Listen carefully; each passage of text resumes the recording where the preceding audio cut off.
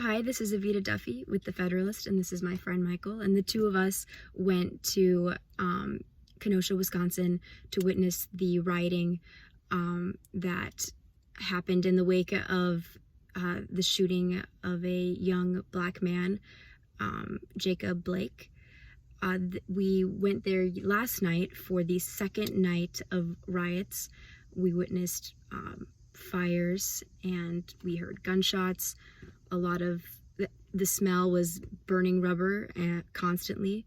We witnessed store owners who were defending their businesses with weapons, standing outside, standing guard all night long.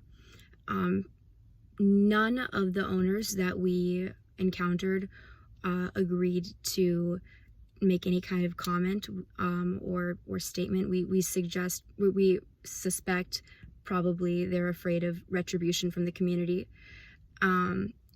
We went to the downtown area near the high school, which was hit the hardest, and we saw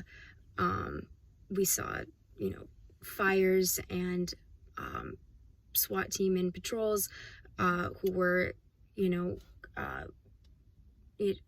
defending the city against some smaller groups of rioters, although we were there from like maybe 1:30 to 2:30ish, and so by that point the main really loud raucous riots had died down, and what we saw was just fire and mostly people who were residents of the area standing outside their homes and looking on at their community burning to the ground. We saw one woman who said that she didn't think that the rioters came from Kenosha. She said that I don't believe that these people are from here. I think they're from somewhere else. And then her daughter said that she felt terrible for the business owners who were having their livelihoods destroyed.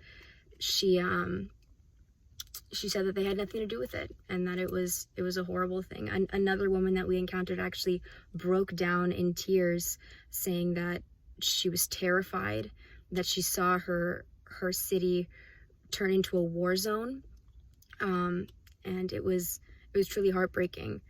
So the next day we came back and saw a lot of cars that was absolutely destroyed. There were buildings burnt to the ground, along with other stores that weren't burnt to the ground but had windows broken, had clearly been broken into and looted.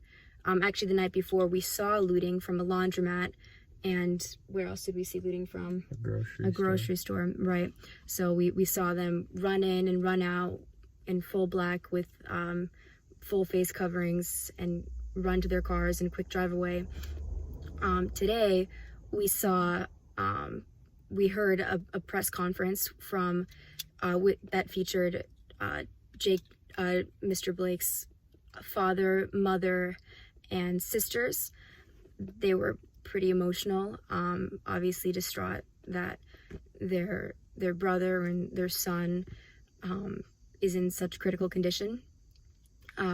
His mother actually said that she was just, didn't approve of the damage that was being done to the city, and that she didn't feel like that the rioting was reflective of her son or her family. So it was definitely a very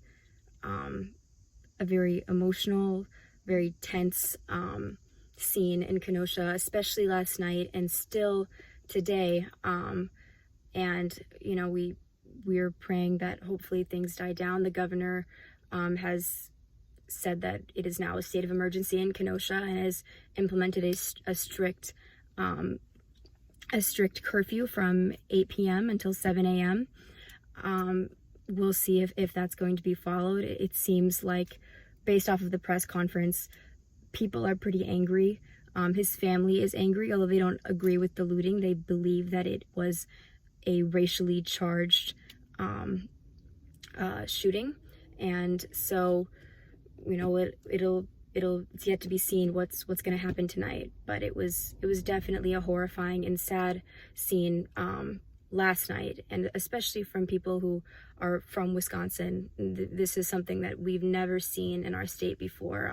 I'm from Wausau, so was Michael, and it was heartbreaking, and it was really something that I never could have imagined would have happened to our state, really.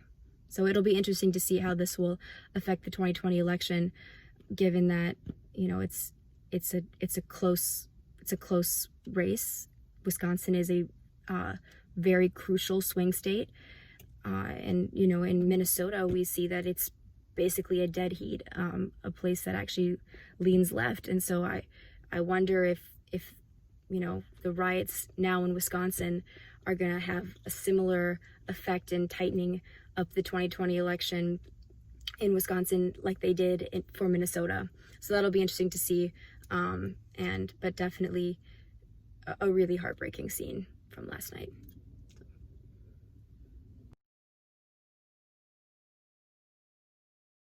I mean, yeah, it's just horrible what we saw. Fires everywhere. You guys live I had in the like area? 8 lives on my phone. We live on 25th Street there. Yeah. You guys have been seeing everything that's happened? On lives, yeah. I didn't really want to come outside. But there's somebody on live, one of the press, and he was needing an umbrella, and we brought him some water, but I just can't get to him. He's like over there. Okay. So we're trying. We're trying to help. Yeah. But how does it feel to have, like, you know, your Kenosha be up in flames like this? I mean, what is it? How are you guys feeling? Yeah. It's like almost like, I was just saying to somebody earlier, like, it's a movie. Yeah. Like, this is stuff you see on movies, not like real life.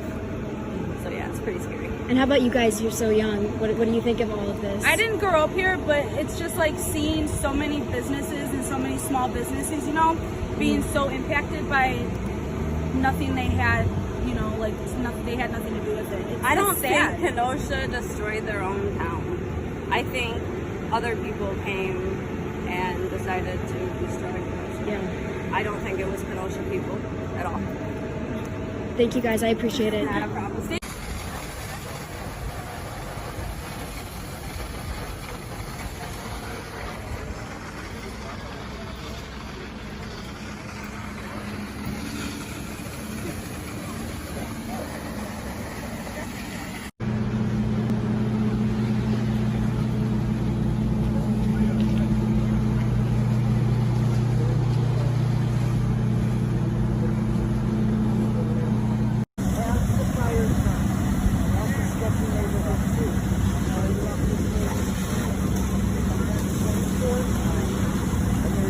Stop and ask anybody questions at 24 of the building. This felt like another country in a war zone. I don't scare easy, but tonight I was terrified. I'm not too outside. What are you guys? It was terrifying here. And to know that everything that these people work for is gone. It's the saddest thing I can say.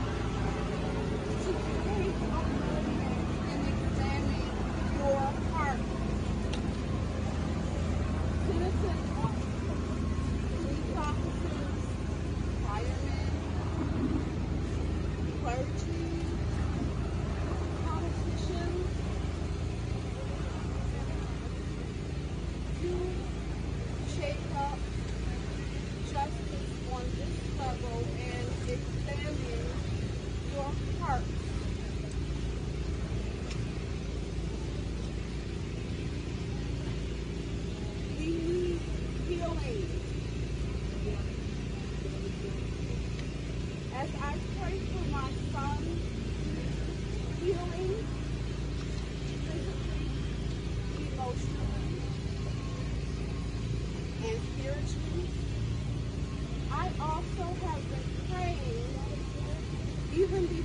this for the healing of our country.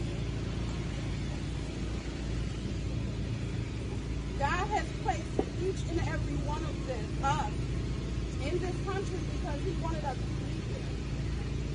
Clearly you can see by now that I have beautiful brown skin. But take a look at your hand. And whatever shade it is beautiful as well.